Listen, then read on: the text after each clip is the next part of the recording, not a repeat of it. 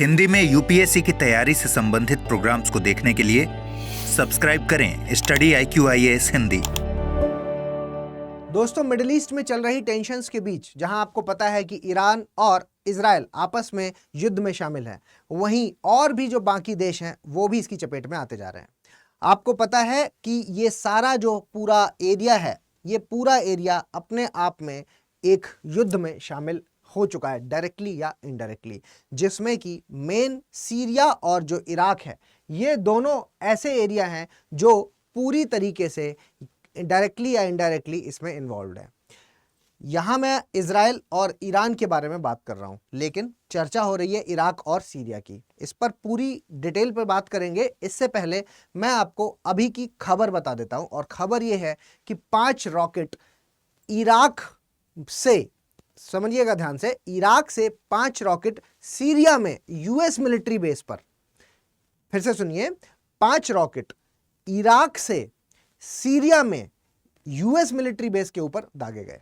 और ये खबरें हैं जो वो आ रही हैं, जिसमें आप ये देख पा रहे हैं, फोटो में भी बताया जा रहा है, नॉर्थ ईस्ट इराक। एग्जैक्ट अगर मैं आपको लोकेशन बताऊं तो इराक में एक जगह है जुम्मार, इस जगह से सीरिया, क्योंकि आप देख पा रहे हैं एडजॉइनिंग है, पास में ही है इसके, तो जुम्मार से सीरिया में जो यूएस का मिलिट्री बेस है वहां पर ये 5 रॉकेट दागे गए हैं। अब किस तरीके से ये शामिल हो गया, किसने किया है, इसके बारे में देखिए, आपको पता होना चाहिए कि इराक है जो, ये एक लंबे समय तक यहां पर यूएस की जो आर्मी है वो मौजूद थी। ये सारी चीजें मैं अलग अलग वीडियोस में आपको बता चुका हूं, आप प्लेलिस्ट में देख भी सकते हैं, लेकिन फिर भी समझने के लिए आपको यहां पर पता होना चाहिए कि ये इराक वाला जो एरिया है, ये वाला, इस जगह पर यूएस आर्मी लंबे समय तक रही, और 2011 में यूएस आर्मी यहां से जा चुकी है।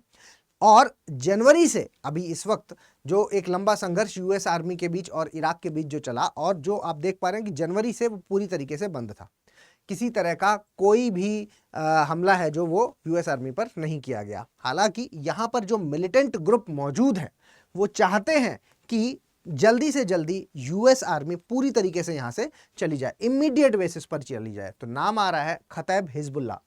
खतैब हिजबुल्लाह जो एक मिलिटेंट ग्रुप है यहां पर, जो आप कह सकते हैं कि पीएमएफ का एक ब्रांच है। पीएमएफ क्या है, तो अभी आपको रिसेंटली अगर पता हो तो कल ही मैंने आपके साथ एक, कल या परसों में मैंने आपके साथ एक खबर साझा की थी, जिसमें कि ये था कि यहां पर जो FOB कल्सो है, इराक में जो FOB कल्सो है, क्या है ये FOB कल्सो? FOB कल्सो एक मिलिट्री बेस है जो पहले यूएस का बनाया हुआ मिलिट्री बेस था, जो अभी इस वक्त सक्रिय नहीं था, लेकिन उसके बाद 2011 के बाद से सक्रिय नहीं माना जा रहा था, लेकिन एक मिलिटेंट ग्रुप जो कि इराक में सक्रिय था, और इस मिलिटेंट ग्रुप का नाम है पीएमएफ। पीएमएफ है जो, उसको ईरान का समर्थन था, और बाद में इस पीएमएफ को इराक ने अपना एक सिक्योरिटी एजेंसी का दर्जा दिया, और इस FOB कल्सो पर इस वक्त पीएमएफ का अपना एक सैन्य बेस हुआ करता था, और उस सैन्य बेस पर परसों की खबर है ये कि वहां पर हमला हुआ था। तो ये हमला कयास लगाया जा रहा था कि यूएस आर्मी की तरफ से हुआ है।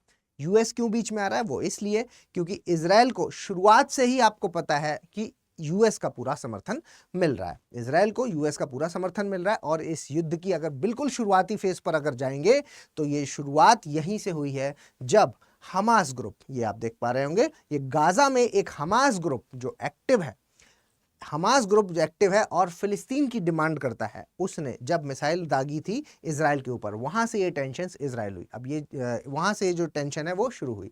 और ये जो हमास ग्रुप है, इस हमास ग्रुप को किसका समर्थन है? तो इस ईरान का समर्थन है, ईरान का समर्थन है। आपको पता होना चाहिए कि लंबे समय से ईरान और जो इजराइल है, ये एक दुश्मनी के भीतर काम कर रहे हैं, और 1979 से पहले ये एक बड़े अच्छे दोस्त भी हुआ करते थे। इस पर भी हमने एक अलग से वीडियो बनाया है जो आप देख सकते हैं। और उसके बाद से, लेकिन अभी तक क्या पाया गया कि कभी ये डायरेक्टली सामने एक दूसरे के नहीं आए, और क्योंकि एक दूसरे के सामने नहीं आए तो लड़ाई कैसे चल रही है? तो लड़ाई जो चल रही थी वो प्रॉक्सीज के थ्रू चल रही थी। कैसे प्रॉक्सीज? प्रॉक्सीज का मतलब हुआ कि जैसे कि ये आपका यहां पर जो हमास ग्रुप है उसको समर्थन दिया ईरान ने। ईरान कैसा देश है? शिया देश है, ये भी शिया है। इसके अलावा यहाँ हिजबुल्लाह है लेबनान में, ये लेबनान है, यहाँ हिजबुल्लाह है। हिजबुल्लाह को किसका समर्थन है? उनको भी ईरान ने समर्थन दिया। वो ऊपर से इनके ऊपर फायरिंग करते रहते हैं। और जब से ये हमास का और इज़राइल का युद्ध स्टार्ट हुआ है, तब से अलग अलग जगहों से इज़राइल को जो है वो अलग अलग जगहों से हमास को समर्थन दिया जा रहा है और इज़राइल को अलग अलग तरीके से परेशान किया जा रहा है। तो उसके एवज में, उसके बदले के रूप में इज़राइल ने भी यहाँ पर अलग अलग कदम उठाए हैं, जिसमें जो शुरुआत हुई, अब सीरिया कहाँ से बीच में आया, क्योंकि मैंने अभी इस वक्त एक नाम सीरिया का भी लिया, तो सीरिया आप यहाँ पर देख पा रहे होंगे। ये खबर आप देखिए, सबसे पहले जो शुरुआत हुई थी वो यहाँ पर इज़राइल के द्वारा ही की गई थी। और इज़राइल ने सीरिया में जो ईरान का दूतावास है वहाँ पर मिसाइल से हमला किया था और इस दूतावास में काफ़ी क्षति हुई थी, जिसके एवज में ईरान ने ये कहा था कि हम जो इज़राइल है उस पर हमला करेंगे, और ऐसा उन्होंने किया भी। हालांकि उस हमले में जो ईरान के द्वारा इज़राइल के ऊपर किया गया, उसमें से 99% तक जो मिसाइल मारी गई उसको पूरी तरीके से सेव कर लिया गया था। जो उनका डिफेंस सिस्टम है, आयरन डोम सिस्टम जिसको बोलते हैं, वो बहुत स्ट्रॉन्ग सिस्टम है, जिसने उससे अपनी रक्षा कर ली। वो जो मिसाइल मारी गई ईरान के द्वारा, उससे रक्षा कर ली। लेकिन फिर उसके बाद से अलग अलग घटनाक्रम सामने आ रहे हैं। ये सीरिया वाला आपने देखा, सीरिया में जो दमस्कस में ये जो दूतावास है इस पर हमला हुआ, इसके बदले में फिर ईरान ने उन पर, इज़राइल पर हमला किया। उसके बाद यहाँ पर और भी अलग अलग चीज़ें सामने आई कि इराक में हमला कर दिया गया। इराक में भी PMF है जो, उसको किसका समर्थन है? PMF को ईरान का ही समर्थन है। तो जैसा कि मैंने आपको बताया कि अलग अलग जगहों पर अलग अलग प्रॉक्सीज, इवन यमन में आप देखेंगे तो हुती है, उनको भी ईरान का समर्थन है।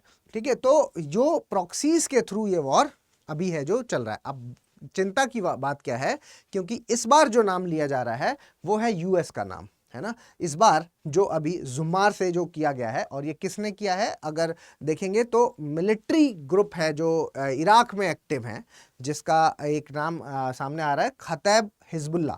ठीक है, उन्होंने ये जो हमला है जो वो उन्होंने इसमें किया, क्योंकि वो चाहते हैं कि US ट्रूप्स पूरी तरीके से यहाँ से चले जाएं, तो इसलिए ये हमला हुआ है। और US का नाम जैसे ही आता है तो फिर यहाँ पर एक चिंता का विषय इसलिए बढ़ जाता है, क्योंकि ये क्षेत्र अपने आप में एक गंभीर टेंशन से गुजर रहा है। और अगर बड़े प्लेयर्स इसमें शामिल हो जाते हैं, जो कि डायरेक्टली अभी तक शामिल नहीं थे, लेकिन हाँ इनडायरेक्टली तो पूरी तरीके से शामिल है ही है, US ऑलरेडी इजराइल के साथ शामिल है, लेकिन अगर वो डायरेक्टली इस क्षेत्र में उसका इन्वॉल्वमेंट आता है तो ये चीज़ है जो वो एक अलग रूप ले सकती है, ये युद्ध अलग रूप ले सकता है। तो वो एक टेंशन अपने आप में बनी हुई है। मेरे ख्याल से मेरी बातें आपको अब तक की सारी क्लियर हो गई होंगी। और इसके अलावा मैं आपको एक और इन्फॉर्मेशन देना चाहता हूँ जो हमारे P2I बैच से रिलेटेड है। अगर आप इसको अभी परचेज करना चाहते हैं तो अभी एक अच्छा मौका है। 26 अप्रैल से आपकी जो क्लासेस हैं वो स्टार्ट हो जाएंगी इस बैच में। और इस वक्त अगर आप इसको लेते हैं तो ओम लाइव कोड यूज़ करने पर आपको 18 किताबों का सेट इस बैच के साथ में मिल जाएगा। मतलब 29,999 रुपये देने पर आपको बैच के साथ 18 किताबों का ये सेट है, ये पूरा मिलेगा। इसके अलावा अगर आप इस PDF को चाहते हैं या मेरे साथ टेलीग्राम पर जुड़े रहना चाहते हैं तो QR कोड के थ्रू स्कैन करके जुड़ सकते हैं, या फिर ओम द्विवेदी स्टडी IQ सर्च करके भी आप मेरे साथ टेलीग्राम पर जुड़ सकते हैं। जल्दी मिलेंगे किसी और लेक्चर में, तब तक के लिए धन्यवाद। हिंदी में UPSC की तैयारी से संबंधित प्रोग्राम्स को देखने के लिए सब्सक्राइब करें स्टडी IQ IAS हिंदी।